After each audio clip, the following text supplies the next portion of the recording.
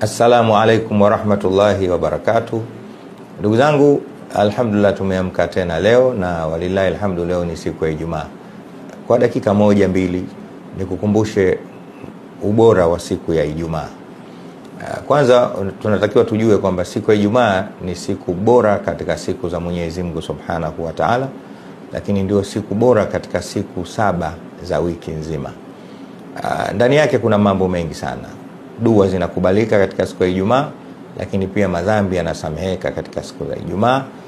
Lakini siku hii ya Ijumaa hii ndio siku ambayo Adam baba yetu sisi ameumbwa, na siku hii ndio siku alioingizwa peponi, na siku hii ndio siku aliotolewa kule peponi, lakini siku hii ndio siku ambayo kiyama kitasimama.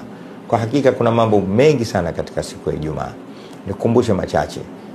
Dumu sana katika kumswalia Mtume Muhammad sallallahu alaihi wasallam katika siku hii, kwa sababu yeye mwenyewe amesema sana juu ya hilo.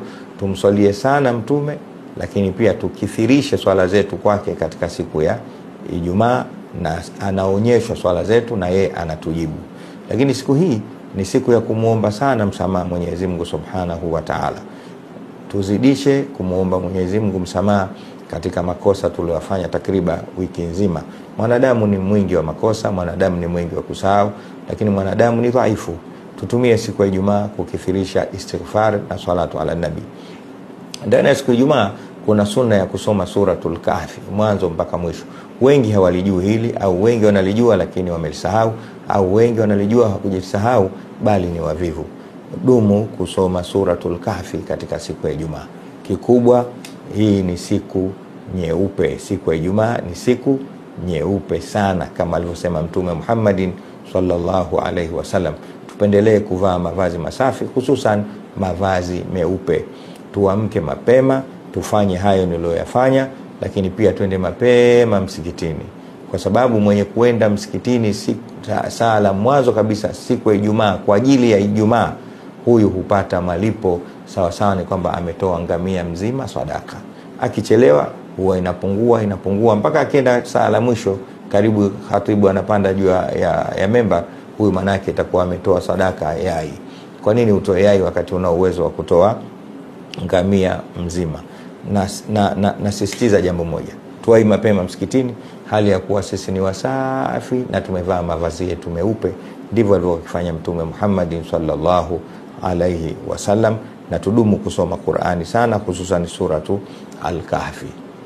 Kuna wengi nawaona, mimi ni imam pale msikiti wa Kichangani nikiswalisha, nikitoa hutuba, wanaona watu eti hata siku ya Ijumaa anakuja kavaa jezi ya timu yake anayoipenda, au kavaa nguo ya chama chake anachokipenda, au kavaa mavazi ya rangi meusi, ya blue, ya kijani, wa hakadha.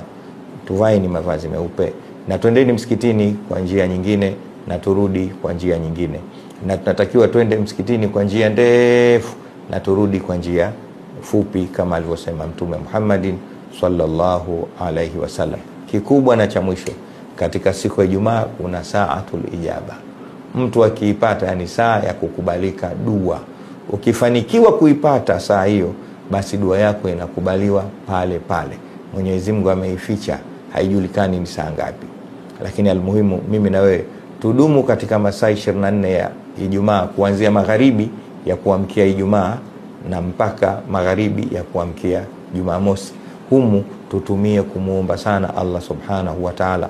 Inawezekana tukaipata ile saa ambayo ndiyo hiyo aloipanga ya kutukubalia maombi yetu. Mwenyezi Mungu tunakuomba utusamehe makosa yetu, tunakuomba utufanyie wepesi katika kukutii na kukuabudu, na utuweke mbali na yale yote yanayokuudhi na kukadhibisha. Wassalamu alaikum warahmatullahi wabarakatuh.